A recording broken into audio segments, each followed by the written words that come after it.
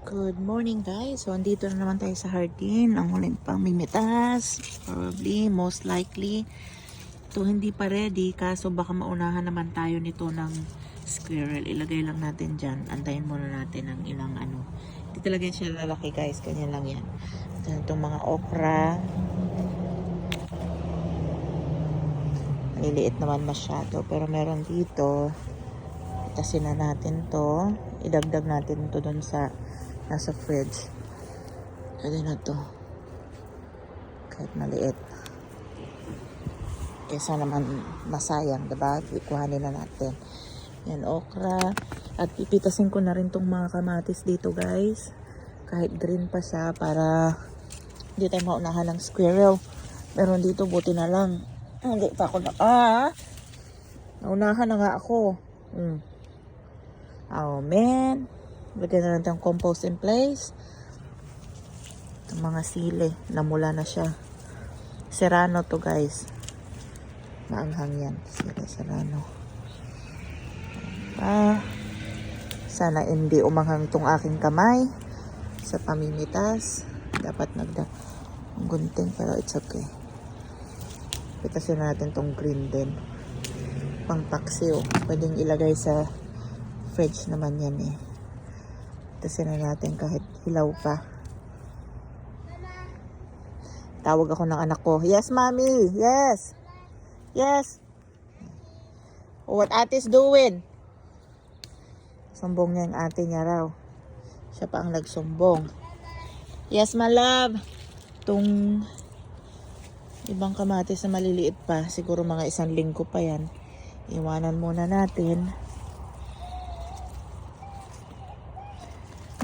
May mga tomatoes din na maliliit.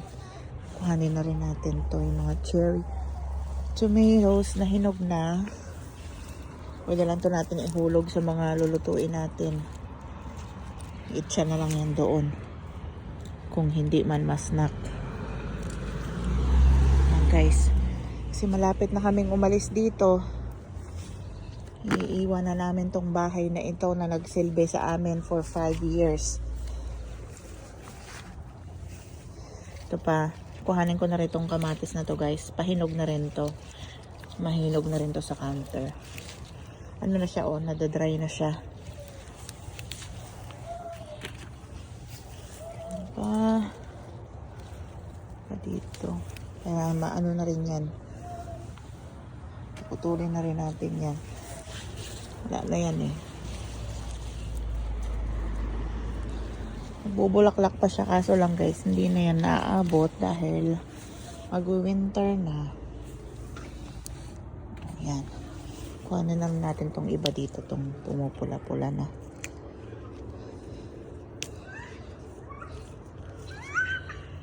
Para mabigyan pa ng mas energy yung ibang sili. Yan lang. Tapos, ano pa ba? Yung pomegranate. May pears din kami guys. Gusto ko na rin siyang pitasin pero mamaya na. Or bukas. Unahin ko muna tong pomegranate. Kasi hinog na nagpitas ako ng isa. Hinog na siya. So, unahin natin to dito. Alam ko mas nauna to eh. So, dapat mas magulang to. Yan. Diba? Granadas.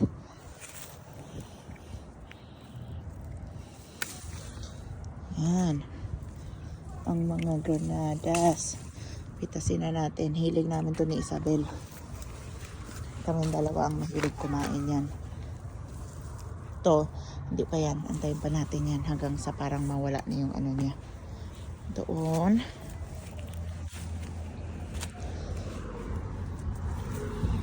To, konti pa. Mga ilang araw pa.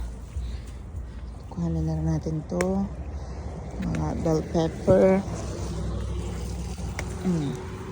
Diba?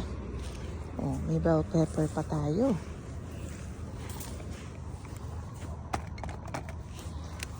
Meron pa rin guys.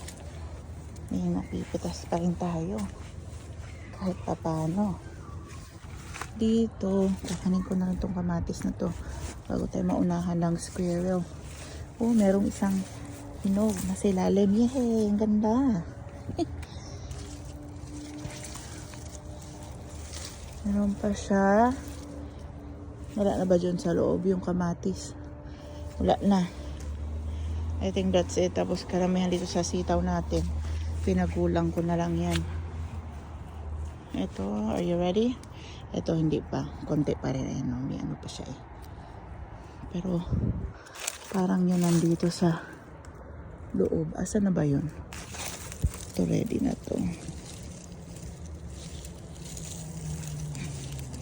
Hindi muna yan. Saka na natin pitasin yan. Sabay-sabay na natin. Ang dami ng granada. May kamatis pa dun sa ilalim. Kuhanin na rin to natin. Bago tayo maunahan ng squirrel.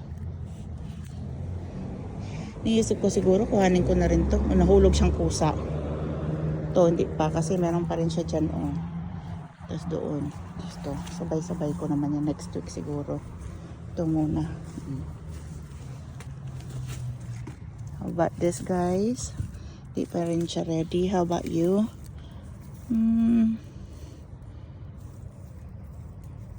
Ready ka na ba? Sige, kuhanin natin to. Ready na yan. How about yung nasa ilalim? Bukang-buka na eh.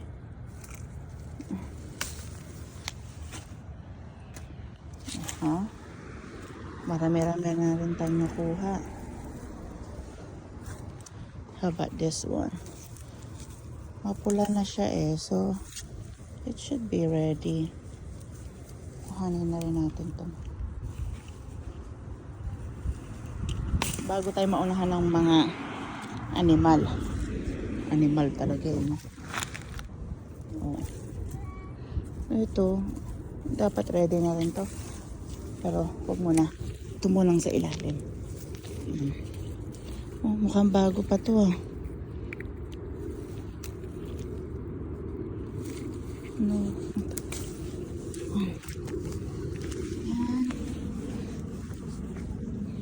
How about this one?